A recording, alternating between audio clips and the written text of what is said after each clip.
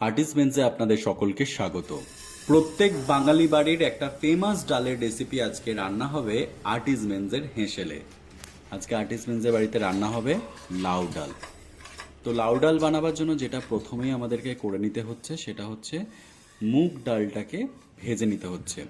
মুগ ডালটা ততক্ষণই ভাজতে হবে যতক্ষণ হালকা লালচে ভাব না আসছে। তো মুগ ডাল ভাজা হয়ে গেছে, এরপর আমরা জল দিয়ে দিলাম।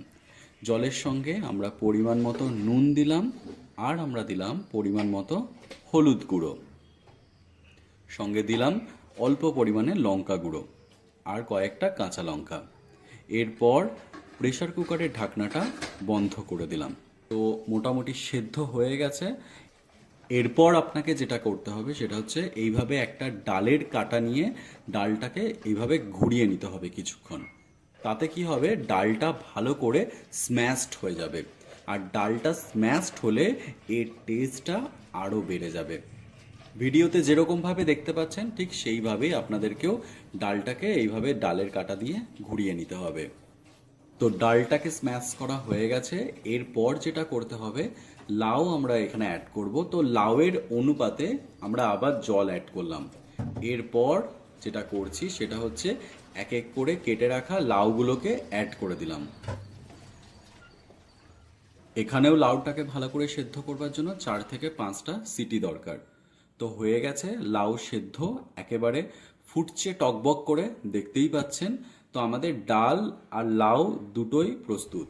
এরপর যেটা করতে হবে সেটা হচ্ছে ফোড়ন দিতে হবে।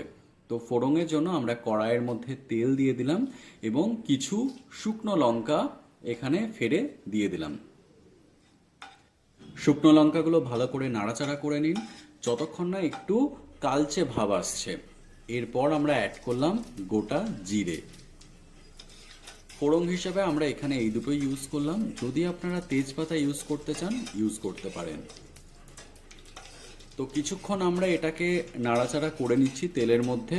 তারপর একেবারে শেষে আমরা ডালটাকে অ্যাড করব। আজকের রেসিপি কেমন লাগছে কমেন্ট করে জানান। ভালো লাগলে লাইক করুন, আপনার বন্ধুবান্ধব এবং পরিজনদের সাথে শেয়ারও করুন। তো আমরা এরপর ডালটাকে অ্যাড করলাম। ফোড়নে যে ধোঁয়াটা উঠলো সেটা দেখেই বোঝা গেল যে ফোড়নটা খুব সুন্দর হয়েছে।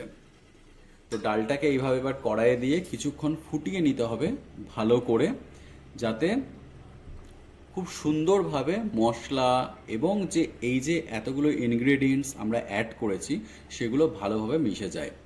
একটু টেস্ট বাড়াবার জন্য আমরা শেষে দিলাম 1 চামচ ঘি। তো লাউ ডাল আজকে প্রস্তুত হয়ে গেছে। কেমন লাগলো আজকের এই সহজ সরল রেসিপি কমেন্ট করে জানান।